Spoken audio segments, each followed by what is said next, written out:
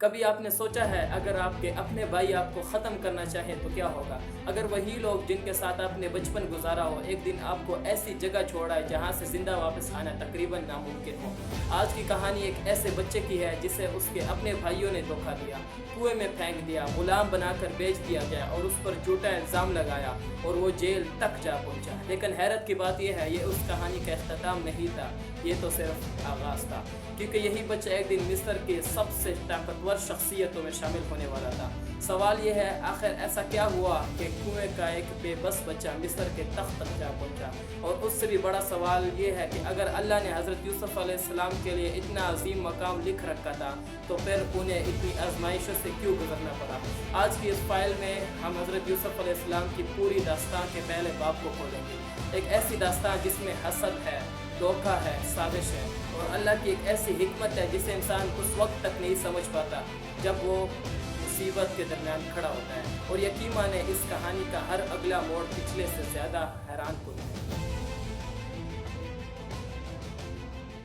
رات کا وقت تھا، خاموشی چھائی ہوئی تھی۔ ایک معصوم بچہ حضرت یوسف علیہ السلام اپنے والد حضرت یعقوب علیہ السلام کے سامنے ایک خواب بیان کر رہے تھے۔ وہ خواب کوئی عام خواب نہیں تھا، یہ ایک ایسا خواب تھا جس نے آنے والے وقت کی پوری تاریخ بدل دینی تھی۔ حضرت یوسف علیہ السلام نے کہا کہ میں نے دیکھا 11 ستارے، سورج اور چاند سب میرے سامنے سجدہ کر رہے ہیں۔ یہ سن کر ماحول بدل گیا۔ یہ صرف ایک خواب نہیں تھا، یہ ایک اشارہ تھا، اللہ کی طرف سے ایک عظیم منصوبے کی پہلی جھلک۔ حضرت یعقوب علیہ السلام فوراً سمجھ گئے یہ بچہ عام نہیں ہے، اور اسی لمحے انہیں ایک خوف بھی محسوس ہوا کہ اگر یہ خواب لوگوں تک پہنچ گیا تو حسد کی آگ بھڑک سکتی ہے۔ اس لیے انہوں نے اپنے بیٹے سے کہا یہ بات اپنے بھائیوں کو نہ بتانا۔ لیکن سوال یہ ہے کیا حسد واقعی پہلے ہی جنم لے چکا تھا، اور کیا حضرت یوسف علیہ السلام کا یہی خواب ان کی آزمائشوں کی ابتدا تھا؟ کہانی ابھی شروع ہوئی تھی لیکن خطرہ پہلے ہی ان کے قریب آ چکا تھا۔ حضرت یوسف علیہ السلام کا خواب اب ایک راز نہیں رہا تھا، لیکن کچھ راز زبان سے نہیں دلوں میں پھیل جاتے ہیں، اور یہی ہوا۔ حضرت یعقوب علیہ السلام کی محبت یوسف علیہ السلام کے لیے زیادہ تھی۔ یہ بات ان کے بڑوں بیٹوں کے دلوں میں ایک ایسی آگ بن گئی جو وقت کے ساتھ بجھنے کے بجائے مزید بڑھتی گئی۔ وہ آپس میں بیٹھے، صحرا کی خاموشی تھی اور ان کے دلوں میں شور۔ ایک بھائی نے کہا ہمارے والد حضرت یوسف علیہ السلام کو ہم سے زیادہ چاہتے ہیں حالانکہ ہم طاقتور ہیں۔ دوسرے نے کہا اگر حضرت یوسف علیہ السلام کو راستے سے ہٹا دیا جائے تو سب کچھ ٹھیک ہو سکتا ہے۔ یہی وہ لمحہ تھا جہاں حسد نے صرف سوچ نہیں بدلی بلکہ ایک خطرناک منصوبہ جنم لینے لگا۔ اب سوال یہ تھا کیا یوسف علیہ السلام کو مار دیا جائے یا کسی ایسی جگہ لے جا کر چھوڑ دیا جائے جہاں وہ واپس نہ آ سکے؟ اور پھر فیصلہ ہوا، ایک ایسا فیصلہ جو ایک بچے کی زندگی کو ہمیشہ کے لیے بدل دینے والا تھا۔ وہ کہنے لگے یوسف علیہ السلام کو ایک کنویں میں ڈال دیتے ہیں اور کہہ دیں گے کہ حضرت یوسف علیہ السلام کو بھیڑیا کھا گیا۔ یہ صرف ایک منصوبہ نہیں تھا، یہ ایک ایسا دھوکہ تھا جو ایک گھر کو ہمیشہ کے لیے توڑ دینے والا تھا۔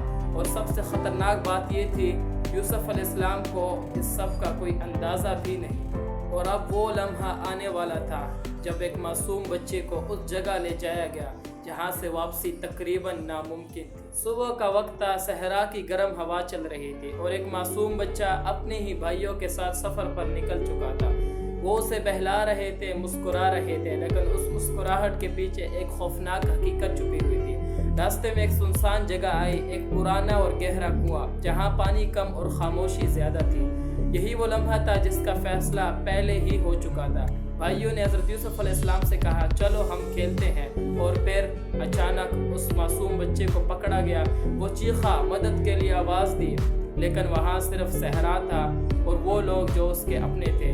اور پھر وہ لمحہ آیا جب یوسف علیہ السلام کو کنویں میں چھوڑ دیا گیا، صرف اندھیرا، خاموشی اور اکیلا پن۔ یہ صرف ایک کنواں نہیں تھا، یہ ایک ایسی آزمائش تھی جس میں ایک نبی کو تنہا چھوڑ دیا گیا۔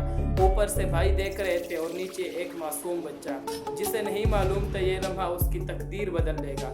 بھائیوں نے اس کے کپڑوں پر جھوٹا خون لگا کر فیصلہ کیا کہ وہ گھر جا کر کہیں گے یوسف علیہ السلام کو بھیڑیا کھا گیا، لیکن حقیقت کچھ اور تھی۔ آسمان دیکھ رہا تھا اور اللہ کی تدبیر شروع ہو چکی تھی، کیونکہ کنویں میں گرنے والا بچہ ختم نہیں ہوا تھا، وہ محفوظ کیا جا رہا تھا ایک بڑے سے مستقبل کے لیے۔ لیکن اوپر والے نہیں جانتے تھے کہ وہ جسے ختم کرنے آئے ہیں وہ اصل میں اللہ کے منصوبے میں محفوظ کیا جا رہا ہے۔ کنویں میں ایک معصوم بچہ کھیلا تھا، اوپر بھائی جا چکے تھے اور نیچے خاموشی تھی، لیکن تقدیر ابھی ختم نہیں ہوئی تھی۔ کچھ وقت بعد ایک قافلہ وہاں سے گزرا، مسافر تھکے ہوئے اور پانی کی تلاش میں۔ انہوں نے کنویں میں جھانکا اور انہیں ایک حیران کن چیز ملی، ایک بچہ۔ قافلوں والوں نے اسے نکالا اور ایک سودا کیا گیا، بہت ہی کم قیمت پر، کیونکہ انہیں اس کی اصل حقیقت کا اندازہ بالکل بھی نہیں تھا۔ یہی وہ لمحہ تھا جب یوسف علیہ السلام کنویں سے نکل کر ایک نئی آزمائش میں داخل ہو گئے۔ غلامی، اب وہ اپنے گھر سے دور تھے، اپنے والد سے دور تھے، لیکن اللہ کی حفاظت پھر بھی ان کے ساتھ۔ حضرت یوسف علیہ السلام کو مصر لے جایا گیا، ایک عظیم سلطنت جہاں طاقت بھی تھی اور سازش بھی۔ حضرت یوسف علیہ السلام کو وہاں ایک امیر گھر میں لے جایا گیا، جہاں ان کی زندگی بدلنے لگی۔ وہ بڑھتے گئے، خوبصورت اور ذہین اور ہر آزمائش میں مضبوط۔ لیکن ایک دن ایک بہت بڑا فتنہ سامنے آیا، ایک الزام اور ایک جھوٹ جس نے سب کچھ بدل دیا۔ انہیں قید کر لیا گیا، ایک ایسے جرم کے ساتھ جو انہیں نے کیا ہی نہیں تھا۔ جیل، اندھیری دیواریں اور تنہائی۔ لیکن یہاں بھی حضرت یوسف علیہ السلام ٹوٹے نہیں۔ یہی وہ جگہ تھی جہاں انہوں نے لوگوں کو خوابوں کی تعبیر بتانا شروع کی اور آہستہ آہستہ ان کی پہچان بننے لگی۔ مصر کا بادشاہ ایک رات بہت پریشان تھا۔ اس نے ایک عجیب خواب دیکھا، لیکن کوئی اس خواب کی تعبیر نہیں بتا سکا۔ یہی وہ لمحہ تھا جب ایک قیدی کا نام لیا گیا جس کا نام تھا یوسف۔ جیل سے بلایا گیا اور بادشاہ کے سامنے کھڑا کیا گیا۔ انہوں نے خواب سنا اور فوراً اس کی تعبیر بتا دی۔ انہوں نے فرمایا 7 سال خوشحالی اور پھر 7 سال شدید قید۔ یہ بات سچ ثابت ہونے لگی اور حضرت یوسف علیہ السلام کی سچائی ثابت ہو گئی۔ بادشاہ حیران رہ گیا اور فیصلہ ہوا اس شخص کو قید میں نہیں رکھا جا سکتا۔ یوسف علیہ السلام کو عزت دی گئی اور مصر کی ذمہ داریوں میں ایک اہم مقام مل گیا۔ وہ شخص جو کنویں میں پھینک دیا گیا اب خزانے اور اناج کا محافظ تھا۔ لیکن یہ ابھی اختتام نہیں تھا، اصل امتحان ابھی باقی تھا، اپنے بھائیوں سے دوبارہ ملاقات۔ سالوں گزر گئے، حضرت یوسف علیہ السلام کی پیشگوئی سچ ثابت ہو چکی تھی۔ مصر میں خوشحالی کے سال ختم ہو چکے تھے اور اب ہر طرف قید تھا، لوگ اناج کے لیے ترس رہے تھے۔ یہی وہ وقت تھا جب دور کی ایک سرزمین میں ایک خاندان بھی بھوک کی شدت میں مبتلا تھا۔ وہی خاندان جنہوں نے کبھی یوسف علیہ السلام کو کنویں میں پھینکا تھا، اب وہی مدد کے لیے مصر کی طرف آ رہے تھے۔ انہیں نہیں معلوم تھا کہ جس کے پاس وہ جا رہے ہیں وہی یوسف علیہ السلام ہے۔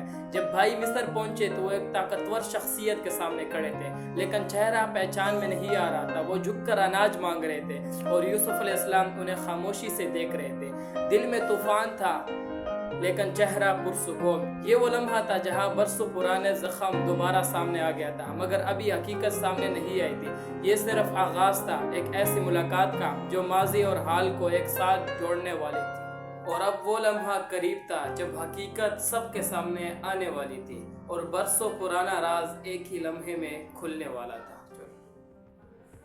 یوسف علیہ السلام اپنے بھائیوں کو دیکھ رہے تھے، وہی چہرے، وہی لوگ جنہوں نے برسوں پہلے ایک بچے کو کنویں میں پھینکا تھا، لیکن اب وقت بدل چکا تھا۔ وہ طاقتور تھے اور وہ کمزور نہیں رہے تھے۔ یوسف علیہ السلام نے ایک منصوبہ بنایا، ایک ایسا امتحان جس میں سچ خود باہر آ جائے۔ انہوں نے اپنے بھائیوں کو سامان دیا اور جانے کی اجازت دی، لیکن ایک شرط کے ساتھ۔ ان کا ایک بھائی واپس یرغمال کے طور پر رکھا گیا۔ اب دباؤ بڑھ گیا تھا اور ضمیر جاگنے لگا تھا۔ بھائی آپس میں باتیں کرنے لگے، ہم نے ان کے ساتھ کیا کیا تھا اور اب یہ ہمارے ساتھ کیا ہو رہا ہے۔ پچھتاوا شروع ہو چکا تھا اور دلوں میں پرانی یادیں واپس آ رہی تھی، کنواں، چیخیں اور وہ معصوم چہرہ۔ پھر اچانک یوسف علیہ السلام نے خود کو ظاہر کیا اور کہا، کیا تم جانتے ہو کہ تم نے یوسف علیہ السلام کے ساتھ کیا کیا تھا؟ یہ وہ لمحہ تھا جب وقت رک سا گیا تھا، بھائیوں کے چہرے بدل گئے تھے، حقیقت ان کے سامنے تھی۔ وہی شخص جسے وہ ختم سمجھ رہے تھے آج ان کے سامنے کھڑا تھا۔ اور اب سب سے بڑا سوال باقی تھا، کیا یوسف علیہ السلام بدلہ لیں گے یا معاف کر دیں گے؟ کمرے میں مکمل خاموشی تھی، بھائی سامنے کھڑے تھے اور یوسف علیہ السلام ان کے سامنے۔ وہی بھائی جنہوں نے کبھی ایک بچے کو کنویں میں پھینک دیا تھا، اب ان کی نظریں جھکی ہوئی تھی، شرمندگی، پچھتاوا اور خوف کی وجہ سے۔ لیکن یوسف علیہ السلام کے چہرے پر غصہ نہیں تھا، نہ چیخ، نہ انتقام، صرف سکون تھا۔ پھر وہ بولے، آج تم پر کوئی الزام نہیں، اللہ تمہیں معاف کرے، وہ سب سے زیادہ رحم کرنے والا ہے۔ بے شک یہ وہ جملہ تھا جو تاریخ بدل دینے والا تھا۔ بھائیوں نے سوچا تھا کہ انتقام ہوگا، لیکن وہاں معافی تھی۔ یہ انسانی سوچ سے باہر فیصلہ تھا۔ یوسف علیہ السلام نے انہیں صرف معاف نہیں کیا تھا بلکہ عزت کے ساتھ واپس جانے دیا۔ اب ایک اور مرحلہ باقی تھا، اپنے والد حضرت یعقوب علیہ السلام سے ملاقات، برسوں کا انتظار، آنکھوں کی بینائی اور ایک ٹوٹا ہوا دل۔ لیکن پھر وہ لمحہ آیا جب یوسف علیہ السلام اپنے والد سے ملے اور آنکھوں کی روشنی واپس آ گئی۔